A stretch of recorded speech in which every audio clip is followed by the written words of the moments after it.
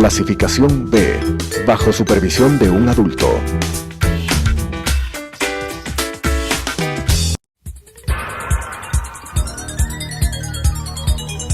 Las opiniones vertidas en este espacio por la producción y dirección del programa son de exclusiva responsabilidad de sus autores y de quienes intervienen en ellos.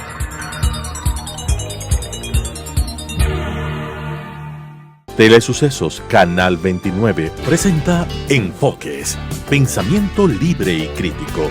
Día a día buscaremos diferentes visiones para la comprensión de la realidad del tercer milenio. Enfoques, un espacio que une noticia, análisis y opinión. Bienvenidos. Gracias por estar con nosotros semana a semana aquí en Enfoques. El día de hoy tenemos como invitado a Andrés Castillo Maldonado, analista político, abogado, también quien impulsó hasta cierto punto la remoción del alcalde Yunda, pero Andrés, estamos ya en año preelectoral, febrero de 2023, y aquí a un año se escoge al nuevo alcalde de Quito. Quito, una ciudad que ha sido duramente golpeada por malos manejos. Vemos una ciudad complicada, una ciudad que ha bajado su autoestima, lo cual es gravísimo. ¿Qué opciones vemos? ¿Cómo lograr unificar tendencias y no tener un muestrario de candidatos enorme? Lo que hace es atomizar la votación y hacer que un candidato gane con el 20%, lo cual no es lógico para manejar la ciudad más grande y más poblada del país, además de la capital. Hola Claudia, un gusto estar en Enfoques, un saludo para usted, para su audiencia, siempre es un honor poder ser entrevistado por usted y gracias por invitar. En realidad, yo creo que a pesar de que los tiempos en la política tienen un vértigo distinto, todavía tenemos tiempo para entender que este momento no es el momento de sondear candidatos ni sondear nombres. La ciudad de Quito ahora mismo no necesita candidatos. La ciudad de Quito necesita planes, necesita programas y necesita corrientes que deben a presentarle a la ciudadanía una alternativa válida que permita en realidad tener un proyecto de ciudad que primero la rescate para luego lanzarla hacia el futuro. Tenemos tantos problemas en la ciudad que no podemos todavía sentarnos a conversar sobre temas de innovación, de proyección, de futuro, sino más bien comenzar a solucionar lo urgente que tiene la ciudad. Tenemos problemas muy graves en vialidad, tenemos problemas muy graves en seguridad, tenemos problemas muy graves en cuanto al trabajo autónomo y el comercio en la ciudad, tenemos problemas muy graves en el transporte, tenemos problemas muy graves en el metro.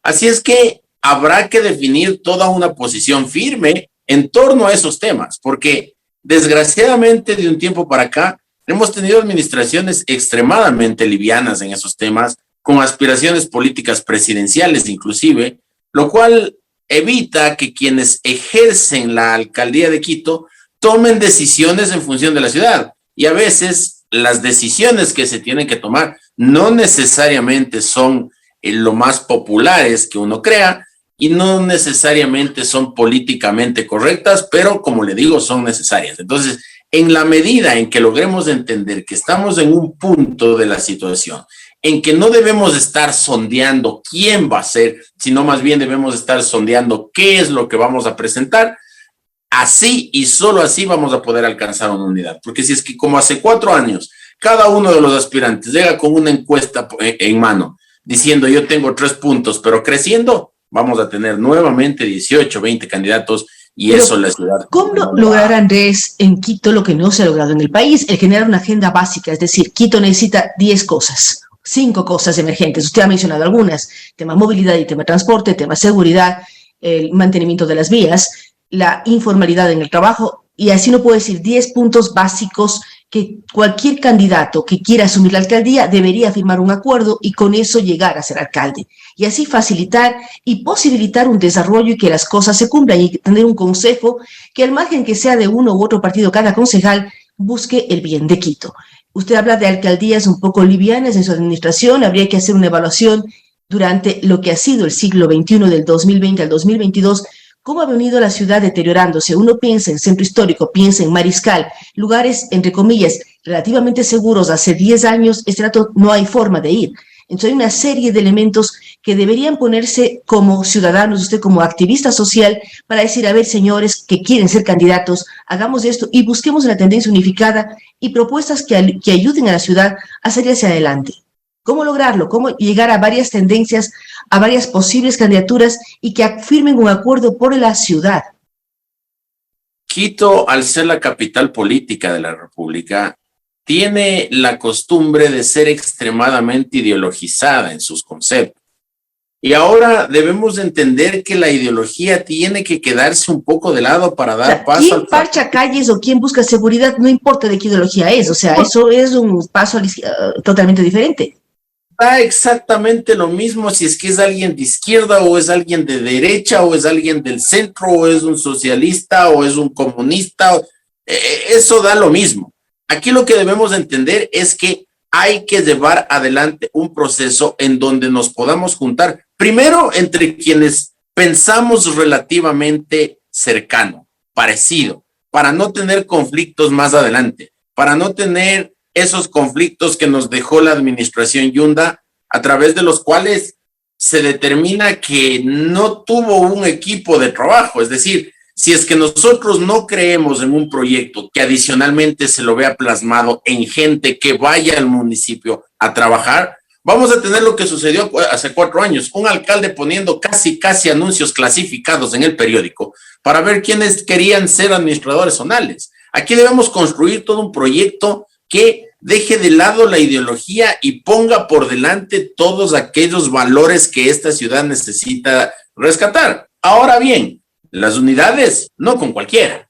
Las unidades no podrán realizarse en torno a quienes han evidenciado durante su actividad pública o la cercanía que pueden tener a los grupos políticos que no han tenido la capacidad de poder administrar de manera honesta las ciudades. Ahora mismo vemos cómo en la ciudad de Quito el debate sobre el impuesto solidario de la señora Pavón ha generado toda una corriente de conflicto en las redes sociales, en la calle, etcétera, porque ya la gente se cansó de pagar impuestos. Y eso es cierto. Eso no tiene ideología. Eso no es cuestión de que la revolución nos pone impuestos para invertir. La gente está ahogada en impuestos. Entonces aquí nosotros tenemos que entender si es que vamos a llevar adelante una política de impuestos o de incremento de tasas, contribuciones especiales de mejoras o lo que la ciudad necesite, si es que eso va a convertirse también en obra pública, eso va a convertirse también en devolución de ese dinero en servicios para la gente. Caso es que, contrario, Andrés, lo mínimo que requerimos como ciudadanos, quienes vivimos en la ciudad capital, es saber qué se hacen con las tasas, qué se hace con lo que significa la zona sur, qué se hace con las multas de tránsito, que ahora es parte del Distrito Metropolitano de Quito. O sea, la pregunta que siempre nos hacemos es cuánto se recauda y dónde se gasta. Es que yo no creo que la plata en su gran mayoría se la roben, no creo. Quiero creer que no es así. Pero si tenemos un municipio de 23,000 empleados, ya sabemos a dónde se va la plata. Y está bien, porque esa gente habrá entrado de buena fe a trabajar como cuota política de los distintos alcaldes que han entrado. En la ciudad de Quito tenemos que hacer un proceso de reducción de las instituciones y de reducción de la carga administrativa del municipio. Caso contrario, esa plata se va en sueldos. Claudia, yo le pongo un ejemplo. En la ciudad de Quito, hasta hace poco, teníamos un alcalde y un grupo de concejales que protegían los toritos de las fiestas de Quito y les preocupaba muchísimo la muerte de los animales en la plaza de toros, con dinero privado, generando impuestos, con autoestima para la gente, con incremento del turismo para la ciudad. A ellos les preocupaba mucho los toros muertos. Pero tenemos una empresa de cerca de 100 empleados municipales que matan vacas, chanchos, caballos, burros, gallinas y todo lo que se tenga que matar en Quito, en la empresa metropolitana de rastro. No hay la posibilidad en la ciudad de Quito de que temas como esos podamos entregar al sector privado para que el sector privado cobre una tasa para poder realizar todo el desposte de animales y bajar la carga tributaria en la ciudad. No la carga tributaria, la carga de empleados y de nómina en la ciudad. No podemos tener una policía metropolitana, por ejemplo, que trabaje como policía en realidad en la ciudad de Quito y podamos tener patrullajes 24/7 en la ciudad. Esa es una institución que se dedica a precautelar el ornato de la ciudad, de acuerdo, por supuesto que sí, pero tiene horario de oficina, Claudia. Esta gente entra a las 8 de la mañana y sale a las 4:30 después de haber perseguido a la gente de las gafas, de las frutas, de las frutillas, del periódico, etcétera, durante todo el día. Y en la tarde se van ellos a su casa porque tienen horario de oficina y nos grafitean toda la ciudad sin ningún tipo de contemplación y no hay quien controle. Además, entonces, hay un límite, hay que saber quién controle y quién se encarga de qué. Porque tenemos Policía Nacional y Policía Municipal, los unos pueden portar armas y los otros no, los unos pueden sancionar y los otros no. Entonces, ¿a qué jugamos como ciudad? Ayer mismo escuchaba en alguno de los programas que dieron justamente de seguridad, que parece que los dos grandes canales del país se conversaron y ambos hablaron de la seguridad del país. Como decían que el gobierno nacional requiere, por ejemplo, del apoyo de las instituciones, del gobierno seccional.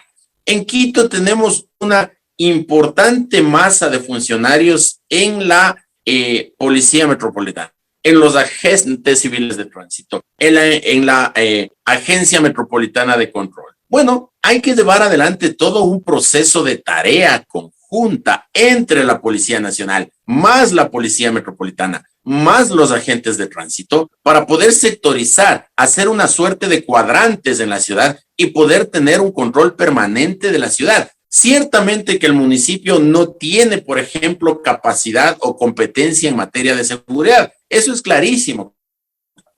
Pero, por ejemplo, y aunque resulte lo más cercano a lo que decía el gobernador del Guayas, que dicho sea de paso lo han tomado como broma, pero es cierto, hay barrios en la ciudad de Quito, por ejemplo, en la zona de las laderas del Pichincha, desde Santa Clara de San Millán hasta Pizulí, en donde hay barrios que no tienen iluminación más allá que en dos calles, en la que sube desde la occidental y la que le cruza paralelamente. Cuando hay chicas que llegan de los colegios a sus casas a las 6:30, 7 de la noche, son asaltadas, son vejadas, son violadas, etcétera, porque no hay un suficiente sistema de seguridad. Y eso le corresponde al municipio, trabajar para hacer todo un sistema de iluminación de la ciudad y adicionalmente aportar para la seguridad de la ciudad con las fuerzas de seguridad que nosotros tenemos. Entonces, si es que no podemos conciliar esfuerzos entre el gobierno nacional y el municipio para garantizarle a la gente un mínimo de seguridad, jamás nos vamos a volver a apropiar del espacio público. Y eso es lo que usted decía hace un momento.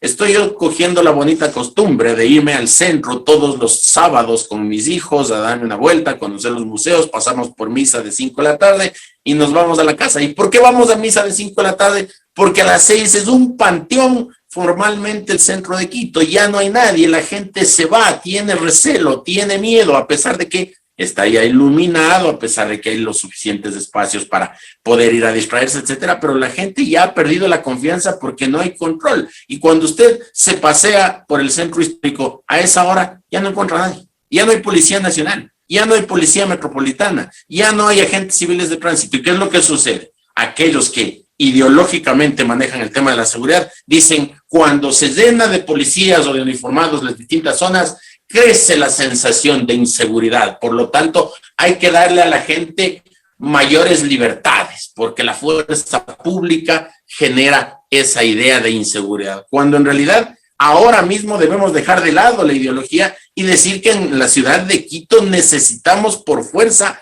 una institución que esté permanentemente preocupada por la gente para que no nos maten por un par de zapatos y por un celular y terminemos muertos en las quebradas de la ciudad. O que no haya asaltos en la zona de Bellavista, en todas las zonas que antes eran relativamente seguras, y usted bien lo analiza. Ahora, ¿por qué no dialogan Policía Nacional y Policía Metropolitana? Y lo que usted dice, se divide en cuadrantes la ciudad.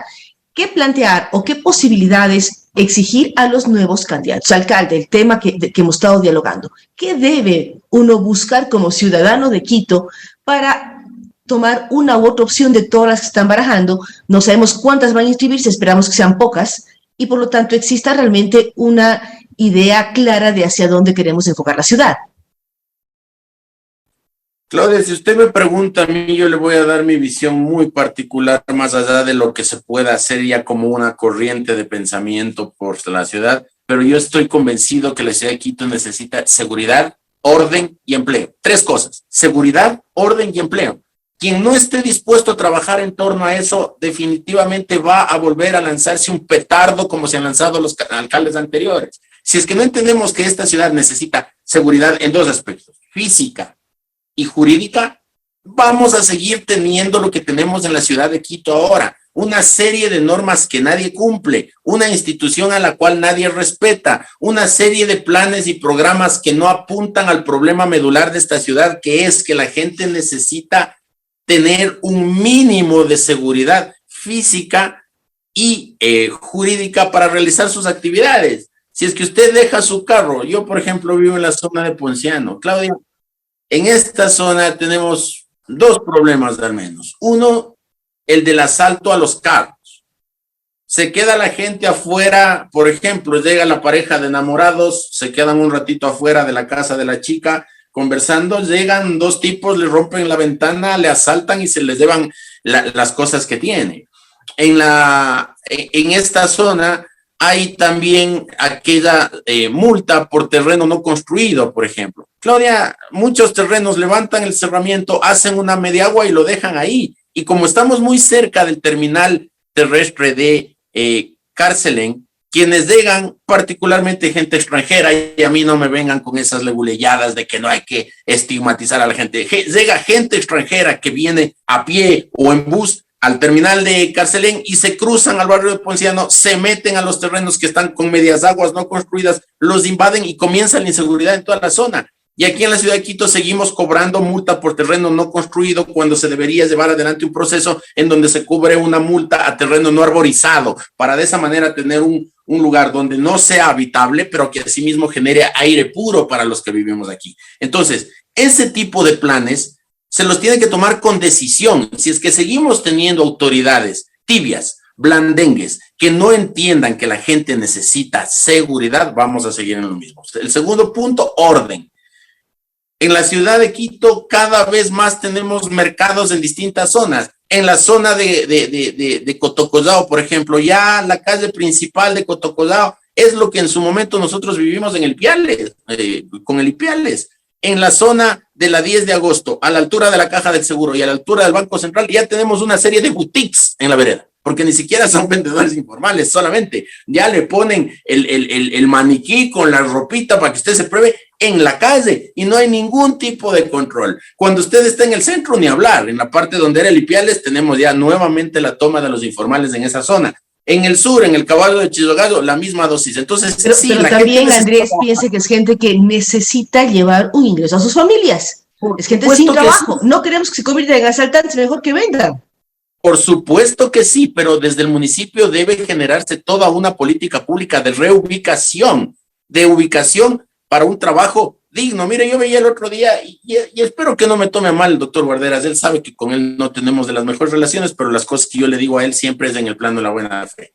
El sábado mismo que estuve en el centro, a propósito de lo que le contaba hace un rato, están los poncheros por el centro de Quito. Y está muy bien, qué bonito, se ve muy bien, forma parte de nuestra identidad. Y lo primero que han hecho es ponerles un chaleco que dice por un Quito digno atrás y el nombre del doctor Guarderas en el pecho de los poncheros. Es decir, tenemos iniciativa para explotar el nombre de nuestras autoridades, para decir, él está poniendo a los poncheros en la Plaza Grande y grande acá. ¿Por qué no podemos llevar adelante un proceso a través del cual organicemos a ese trabajo informal? Claudia, le he dado 4 ejemplos de mercados que se están constituyendo en diferentes zonas. Pero en Quito no hay un semáforo sin malabarista. En Quito no hay una vereda sin cuidador. En Quito no hay un solo bus de transporte público que no tenga que recibir a 2, 3, 4, 5 vendedores. Y cuando fue la pandemia, una de las cosas que decían los vendedores informales es que ellos no podían dejar de salir porque si no trabajaban no comían, y yo estoy de acuerdo con ellos. Pero el problema, Claudia, es que el municipio de Quito no tiene ni siquiera un censo de cuántos vendedores informales tenemos, inclusive para que cuando pase algo como la pandemia, poder llegar con un kit de alimentos. No sabemos ni siquiera quién vende, qué vende, en dónde vende. No tenemos. ¿Y cómo se organizan? Y además son una especie de grupos en donde contratan. Hay un jefe de cuadra, por decirlo así, que distribuye limones, naranjas o toronjas, y todos tienen un distribuidor básico y son los que venden en las esquinas. Es decir, ¿cómo lograr, además, Andrés, prepararnos para las próximas elecciones, pero el doctor Guarderas es un alcalde de transición, por decirlo así, que asumió luego de una gran lucha, que usted participó en esa lucha, para remover a un alcalde por diferentes temas. Es un alcalde de transición. ¿Cómo al menos tener un censo y tener una planificación que sigue el siguiente? O sea, si genera una transición que sea una transición positiva, que deje un saldo beneficioso a la ciudad. Entendiendo que no puede ser el candidato alcalde, ¿no? O el alcalde candidato. Una de eso dos. Habría que saberlo, es decisión ya del doctor Guarderas. Por supuesto, pero cuando usted me pregunta qué hacer, primero debemos ponernos en el sitio y entender cuál es la misión de él. Caso contrario, le puede pasar tranquilamente lo que le sucedió a la señora Áñez en Bolivia, ¿no? Guardando las enormes distancias. No estoy diciendo con esto que el señor Guarderas se va a ir preso cuando termine el municipio, pero si es que no entendemos que lo que la ciudad de Quito requiere ahora es decisiones que permitan a la ciudad proyectarse hacia el futuro, vamos a tener nuevamente un alcalde políticamente correcto. Mire, Claudia, con respecto al comercio informal, volviendo al tema, hay una doble vía aquí en cuanto al desorden en la calle. No solamente es la gente que vende, también es la gente que compra, porque si es que no hubiese demanda, no hubiese oferta. Usted tranquilamente puede hacer el mercado de la semana en el primer semáforo que se encuentra, porque como usted bien dice, ahora ya hay todo un proceso de comercialización en las distintas calles de la ciudad. Bueno, tenemos que comenzar a trabajar con los conductores también, porque claro, cuando en nuestras casas nos ponen en la puerta de la casa un señor con un puesto de empanadas, con un puesto de salchipapas, con un puesto de morocho, a la mañana siguiente los vecinos del barrio están llamando a todos los noticieros de la comunidad de la ciudad de Quito a decir que dónde está el municipio que no controla a la gente que les ponen las salchipapas, las empanadas y el morocho en las puertas de sus casas.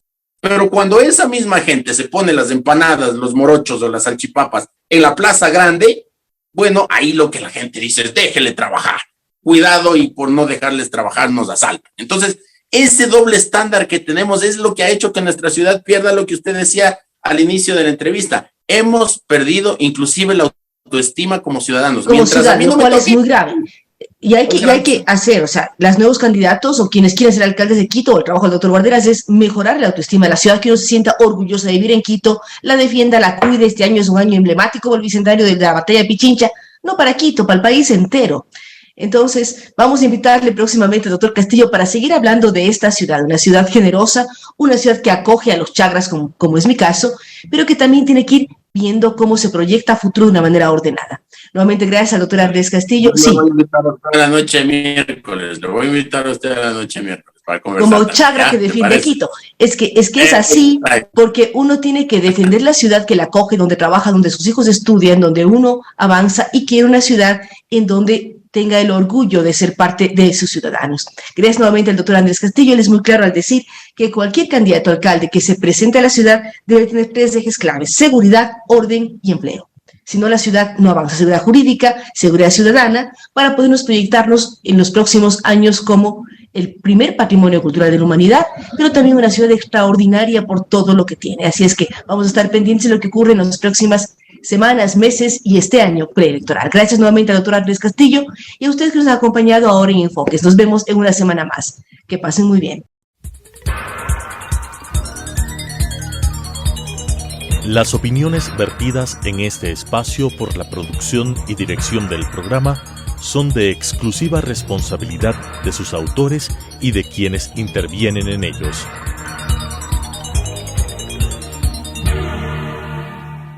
Telesucesos Canal 29 presentó Enfoques, pensamiento libre y crítico.